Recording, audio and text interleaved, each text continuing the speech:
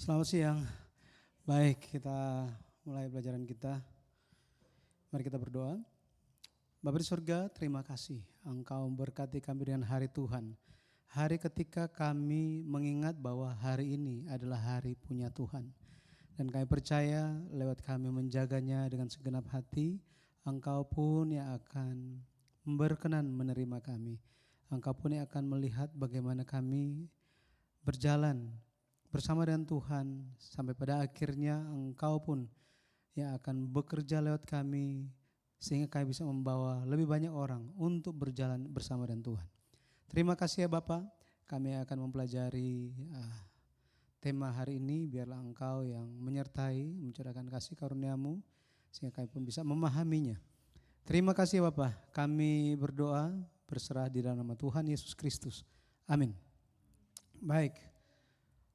Oke.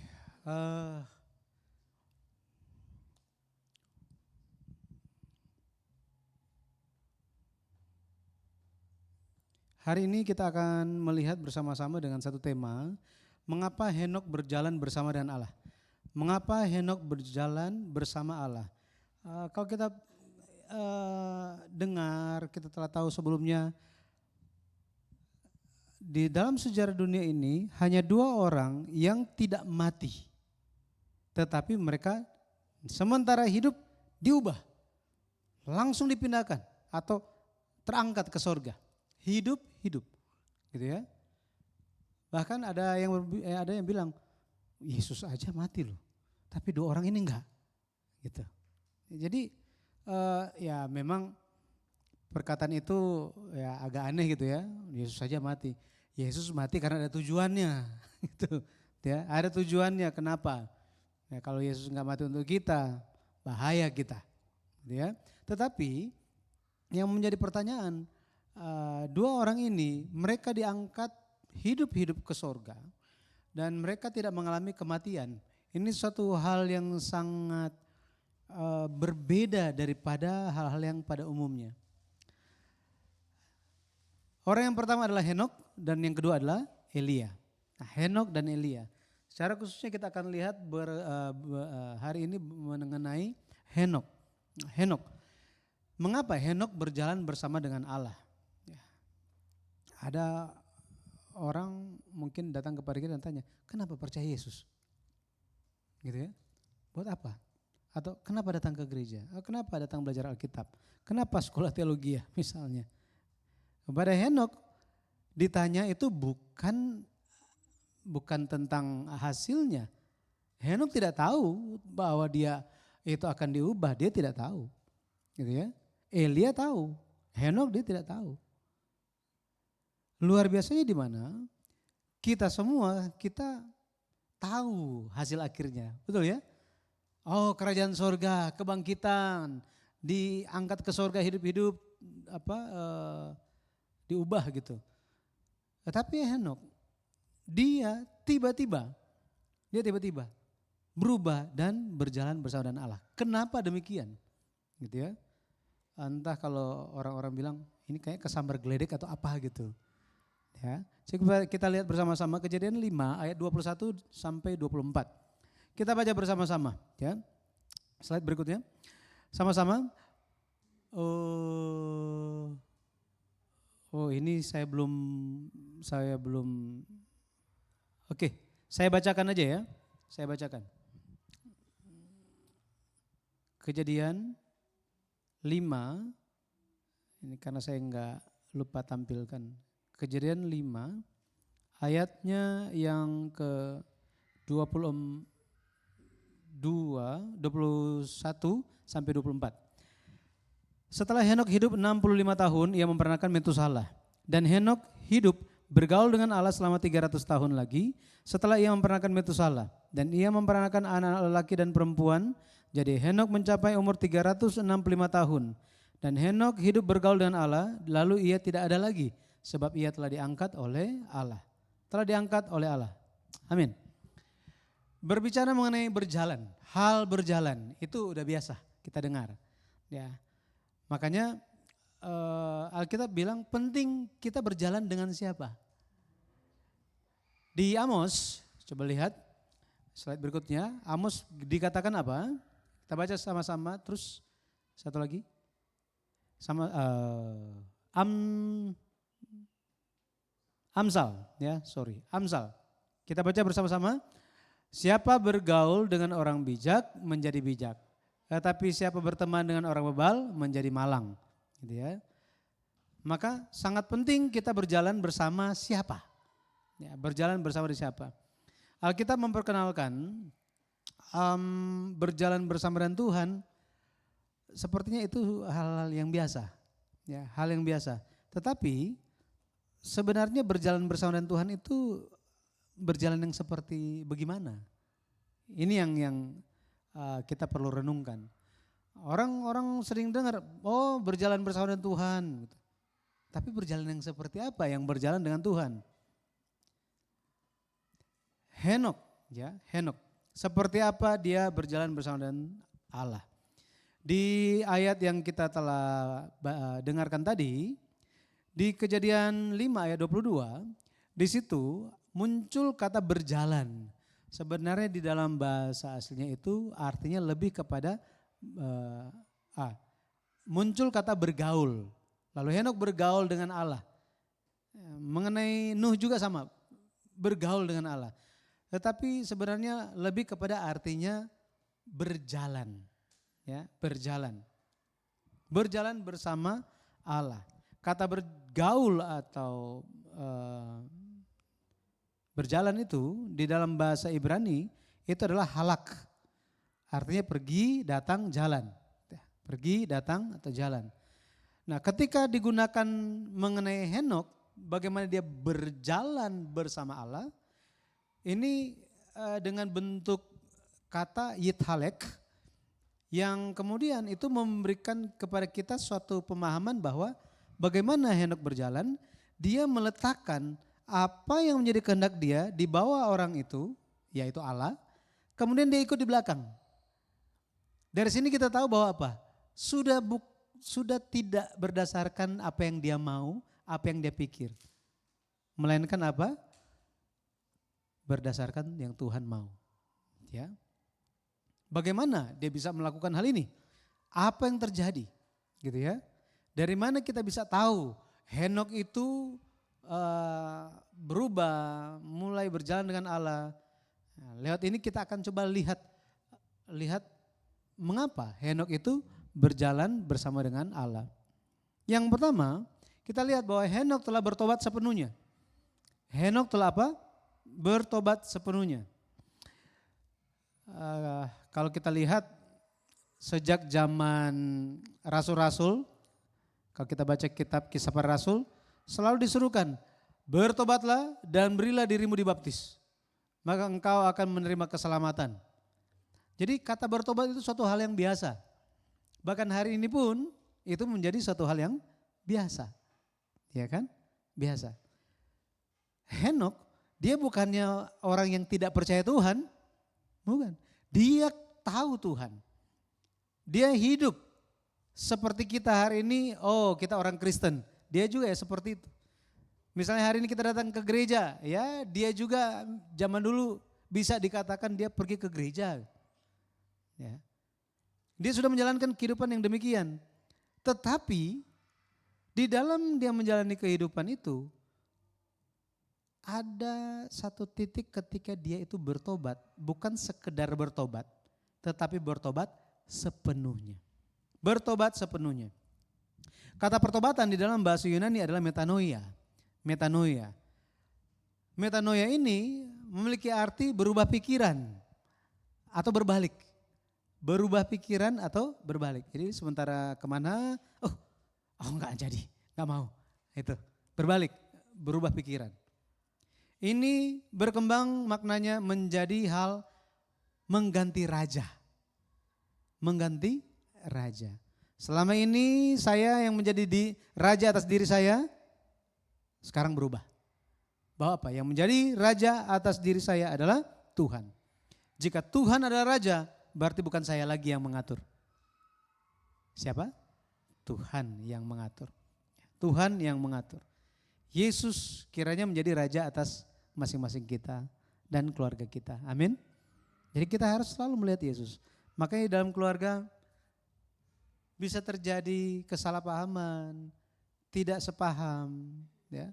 Dalam kuliah, dalam sekolah, dalam pelayanan. Tetapi yang perlu kita lakukan apa? Menaruh Yesus di situ. Menaruh Yesus sehingga kita bisa, oh kayaknya ini kita nggak sepaham, sudah kita biarkan dulu itu, ya pemikiran-pemikiran itu, pembahasan itu, jangan mengambil keputusan, kita berdoa dulu.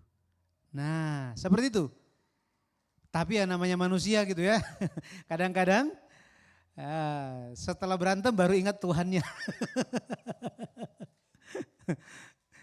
Nah, ini suatu hal yang umum terjadi kepada siapa saja gitu kan. Rohaniawan, bukan rohaniawan, sama semuanya. Makanya kita harus berjaga-jaga. Alkitab mencatat Henokh baru hidup berjalan bersama dengan Allah, baru mulai di usia 65 tahun. Bukannya dari remaja, bukan dari pemuda, enggak. Sudah hampir lansia, ini 65 kan udah mulai dipanggil lansia. Gitu. Hati, rohnya senantiasa mengikuti Tuhan. Pikirannya mengikuti pikiran Allah. Dia berubah dari pola lama yang ya mau datang-datang, enggak. Tapi sekarang dia berubah. Dia berubah. Dia menaruh semua kehendak dia di hadapan Tuhan. Kemudian dia apa? Tuhan, aku ikut di belakang. Ikut, ya, ikut Tuhan. Makanya ada lagu lama. Iring di kau saja Tuhan, iya kan? Ada damai sepenuh gitu, itu kayaknya ya.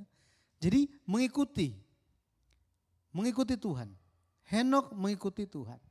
Jadi melayani Tuhan dengan rajin tetapi tidak menjadikan pikiran Tuhan sebagai pikiran kita, maka itu tidak berkenan bagi Tuhan. Iya kan?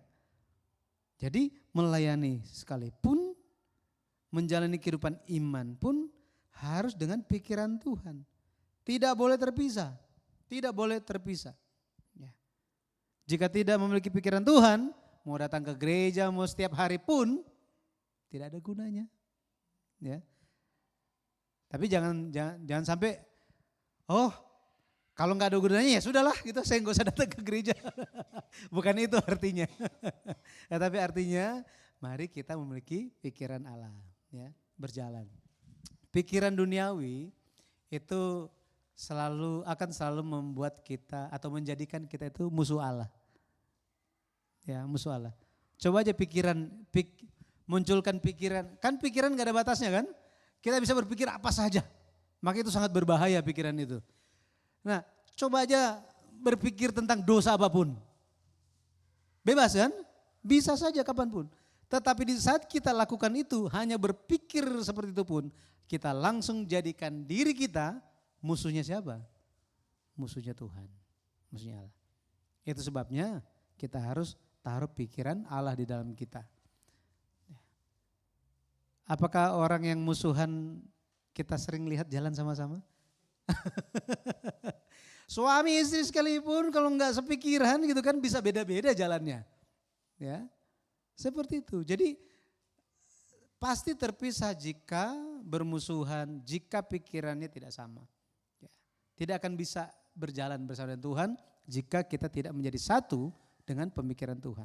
Jadi pertobatan menunjuk kepada kita itu berbalik kembali. Berbalik kembali dari jalan kita, dari segala yang berfokus hanya kita, sekarang Tuhan. Ya, Tuhan. Ya. Yang kedua, Henokh, apa yang dilakukan? Dia bertobat sepenuhnya. Berikutnya dia itu apa? Dia menjadi satu dengan Allah. Menjadi satu dengan Allah. Ya, terus ya, Yohanes 17 ayat 21 kita baca, supaya mereka semua menjadi satu, sama seperti Engkau ya Bapa, di dalam aku dan aku di dalam Engkau. Agar mereka juga di dalam kita, supaya dunia percaya bahwa Engkaulah yang telah mengutus aku. Jadi di sini Tuhan pun mengedepankan yang namanya kesatuan. Kesatuan. Bahkan Kalau kita lihat unit pertama dalam sosial masyarakat itu adalah keluarga. Dan keluarga dimulai itu dengan suami istri. Suami dan istri itu dimulai dengan apa? Kemudian laki-laki itu menjadi satu dengan istrinya. Mereka tidak lagi dua melainkan satu. Apa yang dipersatukan Allah tidak boleh diceraikan manusia. Di kemudian hari Rasul Paulus berbicara ini tentang Kristus dan jemaat. Tetapi meskipun kita menjadi satu dengan Yesus, kita harus memperhatikan yang di dunia dulu kan. Harus menjadi satu. Lewat suami istri, lewat anggota keluarga, lewat gereja. Menjadi satu. Berjalan bersama dengan Tuhan. Artinya apa? Tujuan kita menjadi satu dengan tujuan Tuhan. Menjadi satu dengan tujuan Tuhan. Di Jakarta, kepada anak-anak remaja, anak-anak yang kuliah, kita membiasakan bahwa apa? Coba cari kehendak Tuhan. Tanya, Tuhan, tujuan Tuhan apa? Gitu. Tujuan Tuhan itu apa? Saya mau yang seperti ini, tapi Tuhan tolong apa yang menjadi tujuan Tuhan? Jadi itu dibiasakan sejak mereka muda.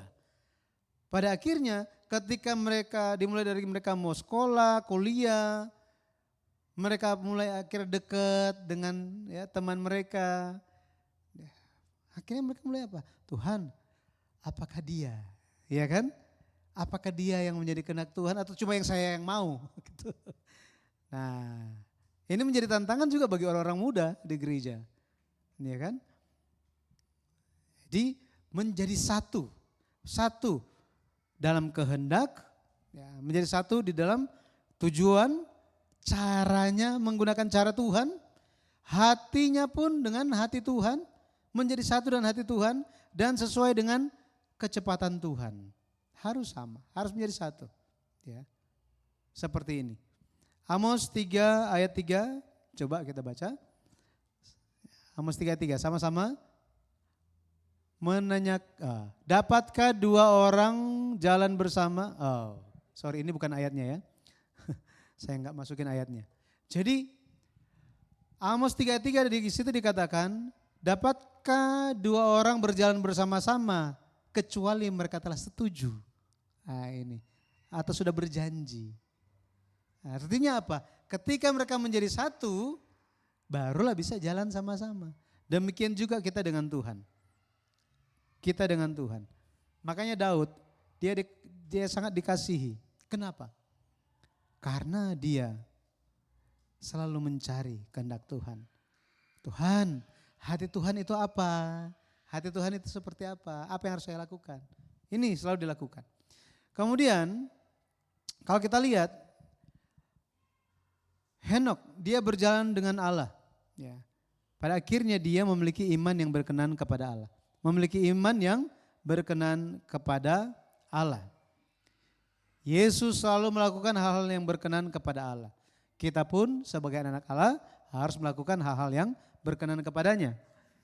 Jika ada dua hal yang Allah berkenan, ya setidaknya dua hal ini. Yang pertama itu memberikan persembahan yang hidup. Ya, memberikan persembahan yang hidup. Ada enggak slide-nya ya? Roma 12 ayat 1. Coba kita baca sama-sama. Ya. Kita baca. Oh ini yang mana nih? Oh ini. Oh maaf ini ternyata bukan ayat ini. Ya. Jadi Roma 12 ayat 1 berbicara mengenai Allah berkenan kepada apa? Mempersembahkan tubuh kita sebagai persembahan yang hidup katanya. Jadi dari kita harus apa? Persembahkan yang hidup di hadapan Tuhan. Roma 12 ayat 1 nanti juga bisa dibaca. Galatia 2 ayat 20, Galatia 5 ayatnya yang keempat. Ya, itu ya. Terus kalau kita lihat hal yang berikutnya, Allah berkenan kepada hal memberikan persembahan yang hidup. Yang kedua itu Allah berkenan kepada penginjilan. Ya. Allah berkenan kepada penginjilan, menyelamatkan. Jadi Yesus datang, dia katakan apa? Aku datang bukan untuk orang yang sembuh katanya, orang yang sehat, melainkan orang yang sakit katanya. Aku datang untuk orang yang berdosa. Tetapi bukan cuma, Tuhan ini saya orang berdosa. Tuhan datang ya, oke sudah ketemu, ya sudah selesai. Enggak seperti itu. Nah, kalau kita lihat, Tuhan datang untuk menyelamatkan orang berdosa. Untuk orang berdosa, memimpin orang berdosa supaya bertobat. Gitu. Ya. Firman pun datang kepada kita hari ini supaya kita bisa memikirkan Tuhan dan berbalik dari jalan-jalan kita. Ya, jalan-jalan kita sendiri. Yudas 1 ayat 14 kita baca sama-sama. Juga tentang mereka, Henok keturunan ketujuh dari Adam telah bernubuat katanya.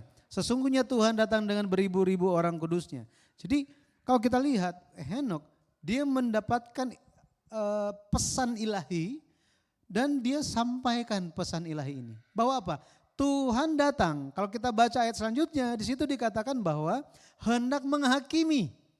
Waduh, hendak apa? Menghakimi semua kata-kata yang jahat, semua perbuatan dan lain-lain itu ada tuh. Ayat 15, 16. Ternyata kalau kita baca di bagian situ, dosa-dosa zaman sekarang sudah ada dari zaman dulu. Dan dosa yang dari zaman dahulu kala masih ada sampai hari ini. Makanya kita harus berjaga-jaga. Tetapi Henok di sini dikatakan dia bernubuat. Sekarang pertanyaannya, bernubuat itu tugasnya siapa sih? Nabi, iya kan? Tugasnya nabi. Loh, emang Henok jadi nabi? Dia seperti seorang pendeta yang apa? Selalu berikan apa? Peringatan, lihat firman Tuhan. Apakah dia cuma satu kali keluar terus bilang, Tuhan datang dengan beribu-ribu orang kudusnya, hendak menghakimi setiap orang, bertobatlah. Udah selesai. Tuhan sudah ya, terserahlah mereka mau bertobatkah, mau enggak kah, bodoh amat, yang penting udah kasih tahu. Apakah Henok cuma satu kali begitu? Enggak kan? Henok terus jalankan. Sepanjang berapa tahun dia hidup berjalan bersama dengan Allah? 300 tahun. Bayangkan 300 tahun itu banyak sekali kan ya? Banyak sekali. Maksudnya kalau kita hitung dalam tahun 2025 ini aja ada berapa hari? 365 kan? 365 hari. Satu hari 24 jam. Taruhlah kita sampaikan, Tuhan datang, bertobatlah semuanya. Ayo bertobat semuanya. Terus besok, Tuhan datang, bertobat. Besoknya lagi gimana? Dia jalankan hal ini secara terus menerus. Iya kan? Enggak ada kata lelah. Makanya mungkin ada lagu favoritnya si Henok, jangan lelah. Jadi dia selalu menginjil. Ya, sampaikan pesan bahwa apa? Tuhan datang. Dan kalau kita lihat Henok bernubuat, ternyata nubuatan Henok itu melampaui kedatangan pertama, ini sampai kepada kedatangan kedua. Luar biasa kan? Henok bersaksi, dia bernubuat tentang kedatangan kembali Tuhan. Itu luar biasa. Dan Tuhan akan datang untuk apa? Menghakimi. Alkitab katakan penghakiman dimulai dari rumah Tuhan. Bukan rumah saya, bukan rumah kita, tetapi di gereja. Makanya Yesus pun bilang apa? Setiap orang yang telah menerima firman, mendengar firman, sudah ada hakimnya. Apa? Firman itu sendiri.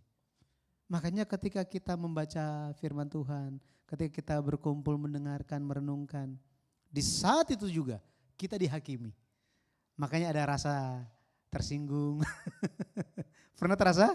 Enggak pernah? Oh, luar biasa ya, cuma saya sendiri berarti ya. Saya rasa tersinggung atas khotbah saya sendiri.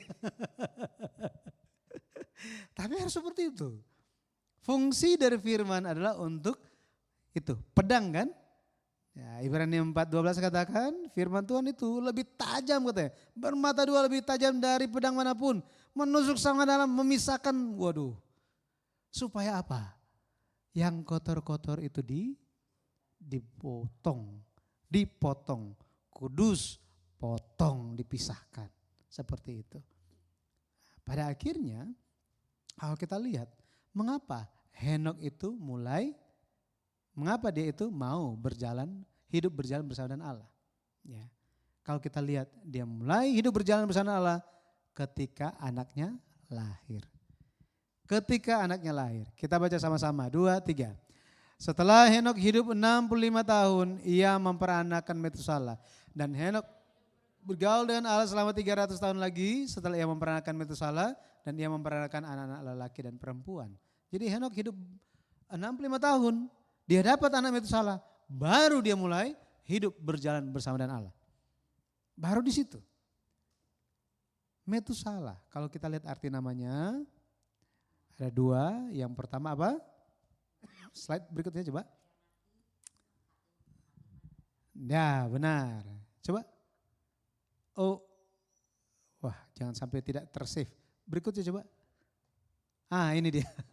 Oh, ada yang belum dihapus dari slide minggu lalu.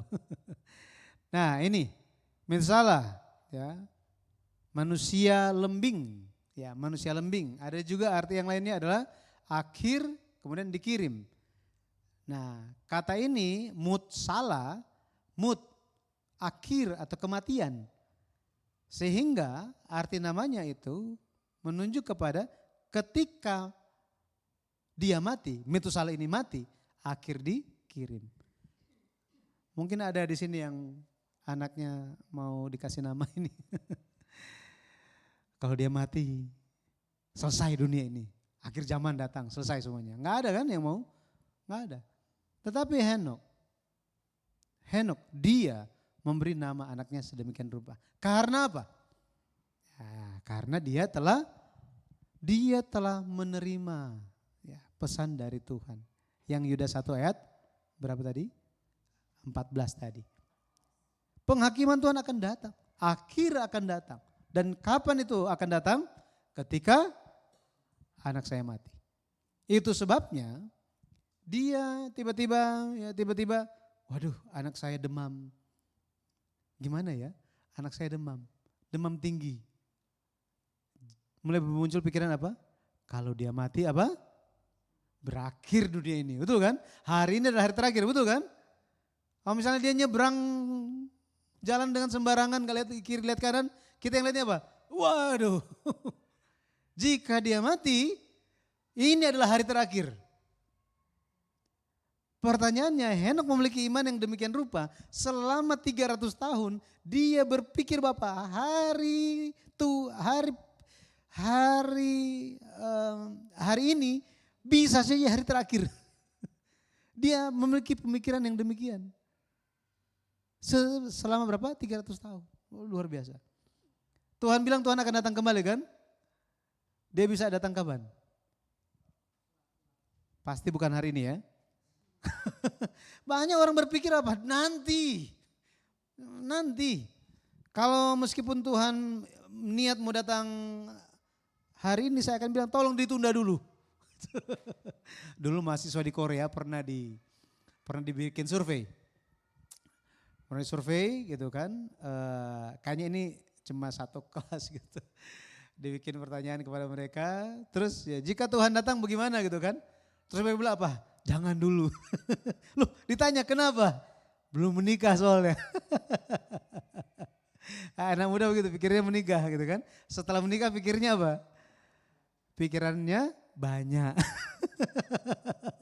Setelah menikah. Anak muda kan gak lihat itu. Nah seperti itu. Jadi kalau kita lihat Metusala memberikan pelajaran bagi Henok. Bahwa apa? Kesempatan bertobat itu ada. Selama Metusala itu masih hidup. Jika Metusala itu sudah tidak ada, selesai semuanya. Tidak ada maaf lagi bagimu. Nah begitu. Makanya dia bilang, temuilah Tuhan selama dia berkenan ditemui. Kenapa? Akan datang waktunya, waktu perkenanan itu sudah tidak ada lagi. Makanya penulis kitab Ibrani bilang, selama dikatakan hari ini, lembutkanlah, jangan keraskan hatimu. Ya, jika ada suara Tuhan hari ini, jangan. Ya, jadi selama firman Tuhan itu diberikan kepada kita, mari kita buka hati untuk firman-Nya. Kemudian Metusala ini mengajarkan apa? Mengajarkan bahwa akhir zaman bisa datang kapan saja, bisa datang kapan saja. Dan Metusala menjadi tanda menjadi tanda tersebut.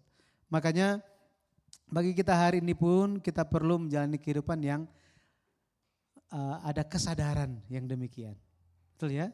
Kesadaran. Sehingga apa? Oh ya, jika Tuhan datang hari ini, selesai semuanya, apakah di dalam rumah ada damai? Ah ini, iya kan? Apakah saya dengan orang yang lain seperti apa? Apakah saya telah hidup di dalam jalan Tuhan? Saya dengan Tuhan seperti apa? Jadi ada kesadaran seperti ini, ya, kesadaran seperti ini, sehingga pada akhirnya kita bisa menjalani kehidupan iman yang hanya melihat kepada Tuhan saja. Ya. Kalau kita lihat kematian Metusala itu terjadi, kematian Metusala itu cocok dengan terjadinya air bah.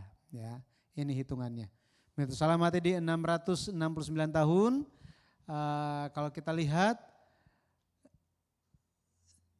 jadi Metusala, ketika Metusala itu mendapatkan Lamek umurnya 187. Ketika Lamek mendapatkan Nuh, umur Lamek itu 182. Berarti ketika Metusala dapat cucu Nuh, Metusala umur berapa? 187 tambah 182. Jadi 369 tahun. Iya kan? Nuh lahir kan? Setelah itu Nuh ketika dia umur 600 tahun air bah terjadi. Maka ketika air bah itu terjadi umurnya Metusala berapa? 369 ditambah 600 jadi berapa? 969. Kejadian 5, kalau kita lihat ayat yang ke-27, di situ dikatakan bahwa Metusala mencapai umur 969 tahun lalu ia mati. Menurut catatan buku namanya Seder Olam,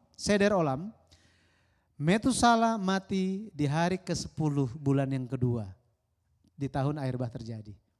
Catatan kuno orang Yahudi. Ya, dia mati. Apa yang terjadi 1 minggu kemudian? Di tanggal 17 bulan 2.